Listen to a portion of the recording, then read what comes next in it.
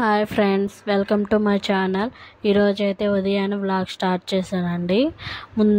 పిల్లలకి school time అయిపోతుంది కదా, ఇంకా మార్నింగ్ లేచి ఫ్రెష్ అప్ అయిపోయాను. కిందకి వెళ్ళి ఇంకా చట్నీకి ప్రిపేర్ చేద్దాము అనుకున్నాను. ఈ లోపల మా అత్తమ్మ కూడా పిండి తెచ్చి ఇడ్లీ పెట్టేస్తారు టిఫిన్. వాళ్ళు రెడీ అయిపోయే లోపల ఇంకా నా కోసం అయితే అంట్లు బాటిల్స్ ఎదురు చూస్తూ ఉన్నాయి. ఇంకా అంట్లన్నీ కడగాలి, వాటర్ బాటిల్లో వాటర్ ఫిల్అప్ చేయాలి. ఇంకా పప్పులు అయితే వేగిస్తూ ఉన్నానండి చట్నీకి. ఈ వేగిపోయిన తర్వాత కూడా పచ్చిమిరకాయలు తీసుకొని వేగించి పక్కన పెట్టుకున్నాను రెడీగా చట్నీకి. ఇంకా పక్కన పెట్టేసి చల్లారి లోపల అంట్లన్నీ కడిగేసాను. అలాగే వాటర్ బాటిల్ ఖాళీ అయిపోయాయి కదా రాత్రి తాగినవి, అవన్నీ ఫిలప్ చేశాను. ఇంకా ఇవన్నీ ఎత్తి ఫ్రిడ్జ్లో పెట్టాలి. ఫ్రిడ్జ్లో పెట్టేసి ఇంకా చట్నీకి ప్రిపేర్ చేసుకున్నాం కదా, అవన్నీ మిక్సీకి వేసి చట్నీ తర్వాత చేయాలి. ఈ లోపల మా అత్తమ్మ అయితే పిండికి వెళ్ళింది. వచ్చి ఇంకా ఇడ్లీ పెట్టేసి దోశ పోస్తుంది. మా పిల్లలు ఒక్కోసారి ఇడ్లీ తింటారు, ఒక్కోసారి దోశ తింటారు. అందుకనేసి రెండు చేసి పెడతాము. స్కూల్కి హడావుడిగా రెడీ అయిపోతారు. లేట్గా లేసేదే 7:30కి లేస్తారు పిల్లలు. ఇంకా 8:30కి అంతా స్కూల్లో ఉండాలి. అందుకనేసి ఇంకా ముందుగా మధ్యాహ్నానికి లంచ్ ప్రిపేర్ చేయాలి కదా, అందుకనేసి కందిపప్పు తీసి నానబెడుతున్నాను. అప్పటికి తొందరగా ఉడికిపోతుంది అనేసి ముందుగా నానబెట్టాను. బియ్యం కూడా నానబెట్టాను. బియ్యం కొంచెం తక్కువగా ఉన్నాయి, ఇంకా కింద ఉన్నాయండి కింద ఉండే బియ్యం తీసుకొచ్చి ఇంకా మళ్ళీ దాంట్లో యాడ్ చేయాలా బియ్యం మిగిలినవి. సో దానికి సరిపోయేటట్టు ఇంకా కందిపప్పు బియ్యం అయితే తేవాలా, కందిపప్పు అయితే నానబెట్టేశాను. ఇంకా అన్నీ అయితే ప్రిపేర్ చేసేసాను. చట్నీ కూడా రెడీ అయిపోయింది. ఇంకా పైకి వెళ్ళి మా పిల్లలిద్దరిని లేపాలి, నిద్రపోతూ ఉన్నారు. ఇంకా వాళ్ళు 7:30కి లేస్తారు. అప్పటికి నేను బలవంతంగా లేపితే స్కూల్కి టైం అయిపోతుంది నాన్న లేపితే లేస్తారండి. లేచి ఇంకా అది కూడా మా బాబు అయితే నిద్రపోతూనే ఉంటాడు. లేపితే లక్కీకి చేయించి నేను తర్వాత చేస్తాను అని చెప్తాడు. ఫస్ట్ అయితే పాపను లేపి స్నానం అయితే చేయించేసాను. బాబుకి కూడా లేపి ఇంకా స్నానం చేయించాను. ఇప్పుడు బాబు చిన్నపిల్లాడే కాబట్టి లేట్గా పోయినా ఏమనరు. పాప అయితే ఇప్పుడు ఫస్ట్ క్లాస్ కదా, 8:30కి అంతా వెళ్ళిపోవాలి. ఈరోజు అయితే మరీ లేట్ అయిపోయింది. కొంచెం నీరసంగా ఉన్నింది ఉదయాన్నే, అందుకనేసి ఈరోజు లేట్ అయిపోయింది. అయినా అడ్జస్ట్ అవుతారులేండి. ఈరోజు అయితే మా బాబుకి అయితే ఏదో యాక్టివిటీ ఉందంట స్కూల్లో, వనోత్సవం చేస్తున్నారంట. అందుకని వాళ్ళకి గ్రీన్ కలర్ డ్రెస్సు ఒక ప్లాంట్ ఇచ్చి పంపించమన్నారు మేడం వాళ్ళు. అందుకని వాళ్ళకి ఇచ్చి పంపించాను. మా బాబుకి ఇచ్చి పంపించాలి. మా పాప అయితే యూనిఫామే. తనకి ఈరోజు స్కూల్లో ఏదో స్పెల్ బీ కాంపిటీషన్ కూడా ఉంది. నిన్న వీడియోలో చూపించాను కదా, వర్డ్స్ అన్నీ నేర్చుకుంది. దానికోసమే స్పెల్ బీ కాంపిటీషన్ ఏదో ఉందంట స్కూల్లో. అందుకని ఇంకా అయితే మా పాపకి పైన పోయి చెట్టు తీసుకురావాలి, అదైతే చూపిస్తాను.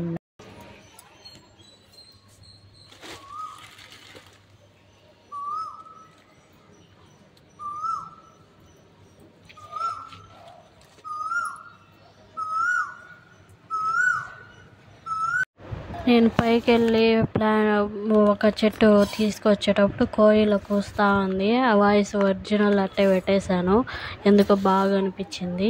ఇంకైతే స్నాక్స్ అయితే మా పాప బొరుగులు పెట్టి మమ్మీ అన్నది. బొరుగులు అంటే ఇష్టం దానికి. నిన్న వాళ్ళ నాన్నమ్మతో కూడా పోయి తీసుకొచ్చుకున్నది బొరుగులు. ఇంకా అదైతే పెట్టాను. ఇంకా రెడీ అయిపోయారు మా పిల్లలు ఇద్దరు. ఇంకా స్కూల్కి అయితే బయలుదేరుతున్నాం. మా పాప బ్యాగ్లో బుక్స్ ఎక్కువగా ఉన్నాయి, అందుకే మొయ్యలేకపోతుంది. మా బాబు దాంట్లో అంతగా లేవు. తను కూడా ఆమె యూనిఫామ్ వేసుకుని, మా బాబు చెప్తున్నాడు నువ్వు బ్యాగ్ ఎత్తుకోలేవు, నేనైతే ఎత్తుకుంటాను అని. ఎందుకురా అంటే, నాది స్పైడర్ మ్యాన్ బ్యాగ్ కదా, అందుకని నేను ఎత్తుకుంటాను, స్పైడర్ మ్యాన్ నాకు బలం వస్తుంది అని చెప్తున్నానండి. ఇంకైతే మా బాబు చెప్పులు వేసుకొని ఇంకా స్కూల్కి అయితే బయలుదేరుతా ఉన్నారు ఇద్దరు.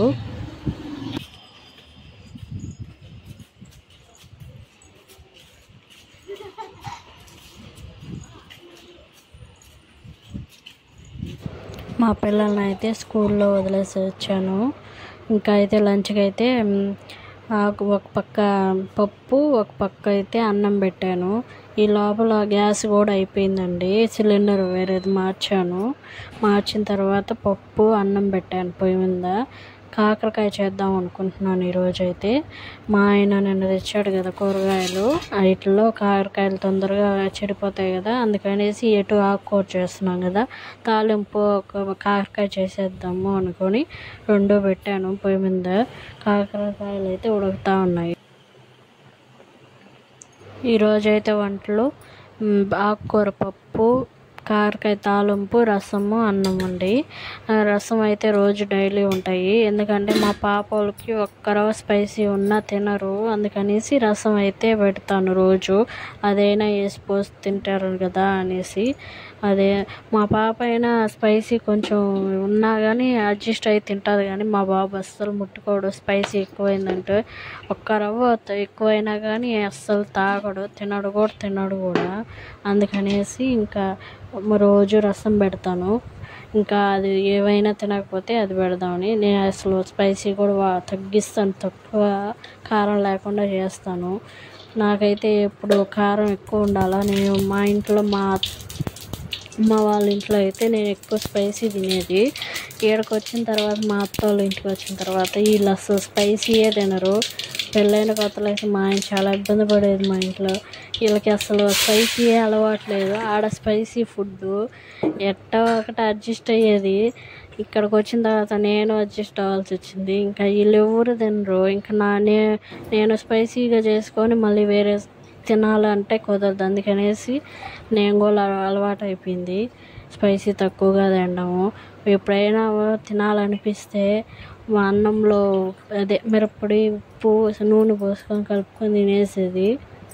ఒక్కొక్క రోజు ఎక్కువ నాలుగు చచ్చిపోయింది అనిపిస్తే మా అమ్మ వాళ్ళ ఇంటికి పోతే మా అమ్మ అడిగి ఇష్టంగా చేయించుకొని తినేది. చాలా రోజులు అయిపోయింది నేను ఆడ స్పైసీ తక్కువ చేసి తింటున్నాను, నువ్వు చేసి పెట్టు అంటే మా అమ్మ చేసి పెట్టేది. ఈరోజైతే ఆకుకూర పప్పు అని చెప్పాను కదా, ఆకుకూర అయితే వేసాను పప్పులో. పప్పు కూడా ఉడికింది, అందుకనేసి ఆకుకూర యాడ్ చేశాను. ఈ లోపల రసం కూడా కాగిపోయాయి, అందుకని వేరే గిన్నెలో పోస్తూ ఉన్నాను. ఇంకా రసం అయిపోయింది, ఇంకా కాకరకాయ చేయాలా. పప్పు కూడా ఉడికిపోవచ్చింది, ఆకు కూడా వేసేసాను కదా. ఉడికిపోతే ఇంకా ఎండిచ్చి తర్వాత చేయడము.